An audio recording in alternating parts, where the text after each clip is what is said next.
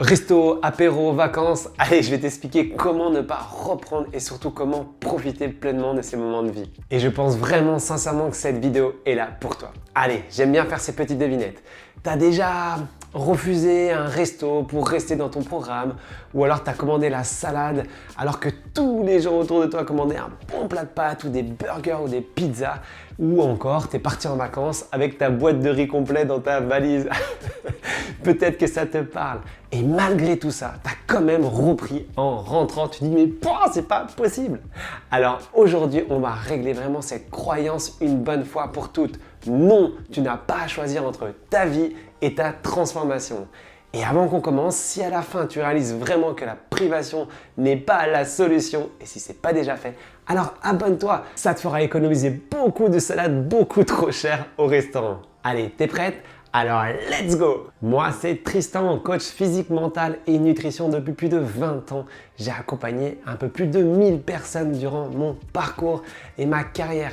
Et l'objection que j'entends le plus souvent avant qu'une femme rejoigne FitMind 360, c'est Tristan, je t'avertis, j'ai une vie, d'accord? J'aime faire la fête, j'aime sortir, les apéros, les vacances en famille et je ne peux pas tout arrêter. Et ma réponse, elle est toujours la même. Non, surtout pas, je ne te demande pas d'arrêter quoi que ce soit, bien au contraire, parce que la vraie transformation, celle qui tient, elle se construit pas contre ta vie, elle se construit avec ta vie et ton environnement. On va commencer avec le pourquoi la restriction totale sabote vraiment tout, y compris ce côté aussi où les week-ends, il y a un peu trop de lâcher prise. Allez, voilà ce que j'observe vraiment chez les femmes qui arrivent chez moi après avoir tout essayé. Je crois que j'entends ça aussi tous les jours. Qu'est-ce qu'elles ont fait? Elles ont vécu en mode ce que j'appelle de vitesse. La semaine, régime strict, contrôle total, discipline de fer et le week-end ou les vacances, pouf! Tout relâche parce que le cerveau ne peut pas tenir indéfiniment sous cette pression de restriction.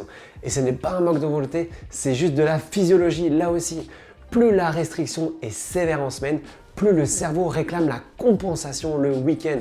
C'est juste un mécanisme de survie, comme tu as pu le voir dans mes précédentes vidéos. Ton corps cherche l'équilibre et il le trouve à sa façon, pas à la tienne. Résultat, 5 jours de privation effacés totalement en 2 jours de compensation. Et en prime, tu rajoutes ça à la culpabilité qui s'installe et qui alimente le stress. Et là, tu me vois venir, le stress qui monte le cortisol qui stocke les graisses. Et en plus de ça, souvent au niveau du ventre. Bref, tu as compris le fameux cercle vicieux complet au possible.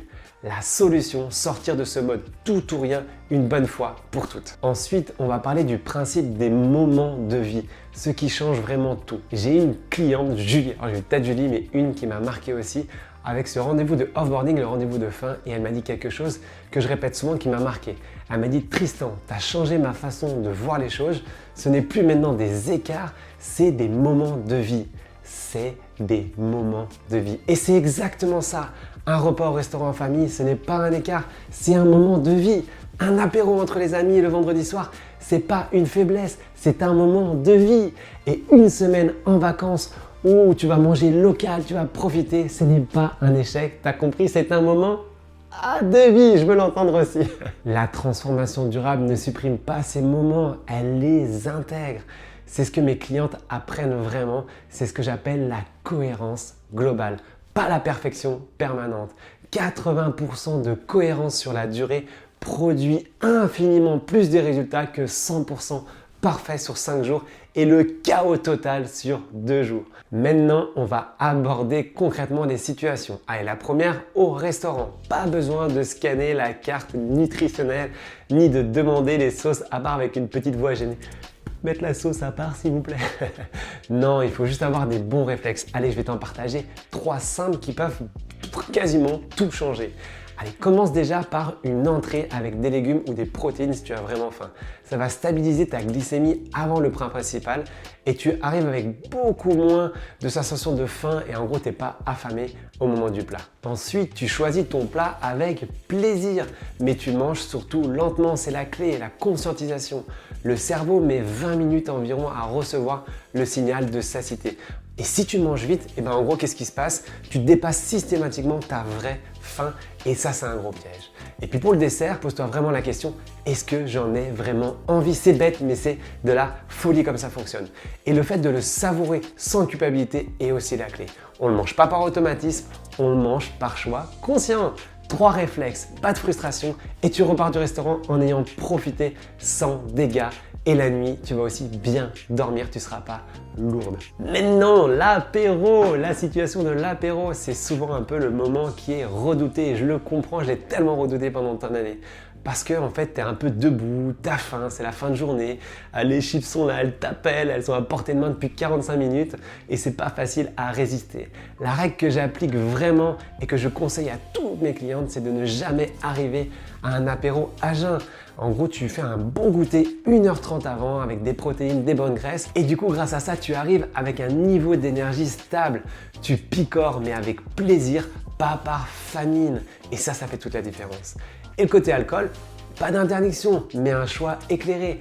Les vins secs, rouges, les spiritueux sans sucre ajouté passent beaucoup mieux physiologiquement que les cocktails blindés de sucre qui vont exploser la glycémie. Et en plus de ça, ils vont te donner encore plus envie de manger mal derrière. Et la clé aussi, c'est vraiment l'eau entre chaque verre. Pas pour faire bonne figure, mais juste pour espacer et rester dans le moment de façon consciente. Et là, tu repars de l'apéro en ayant profité, voilà tout. Allez, maintenant on aborde les vacances. Les fameuses vacances, c'est le test ultime.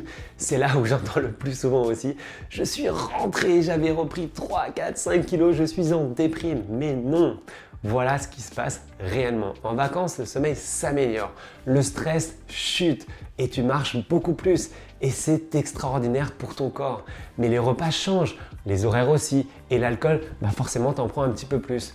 Donc ce que je vais te recommander, ce n'est pas du tout un régime de vacances, mais juste d'ancrer 3 choses simples.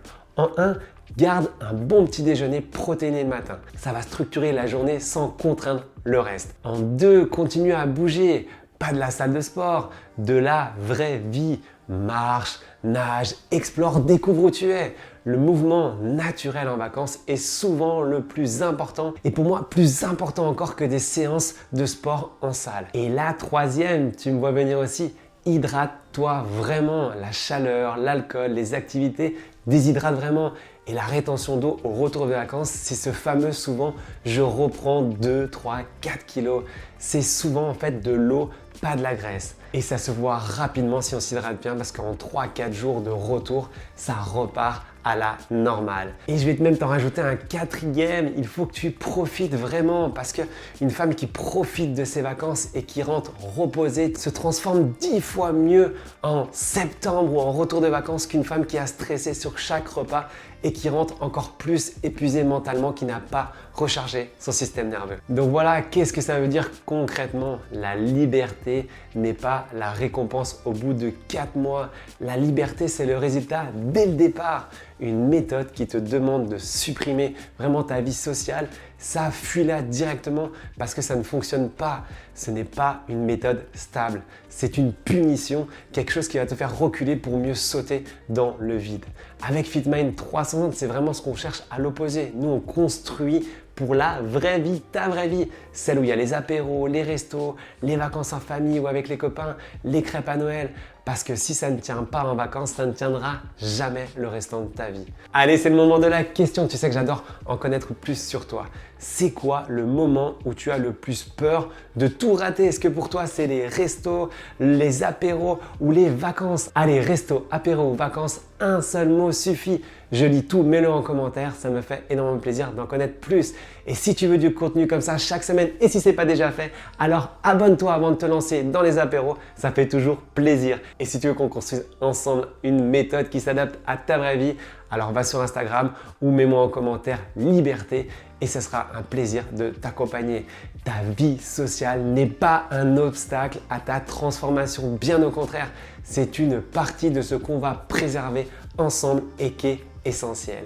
Alors je te dis à très vite et surtout, le plus important, prends soin de toi.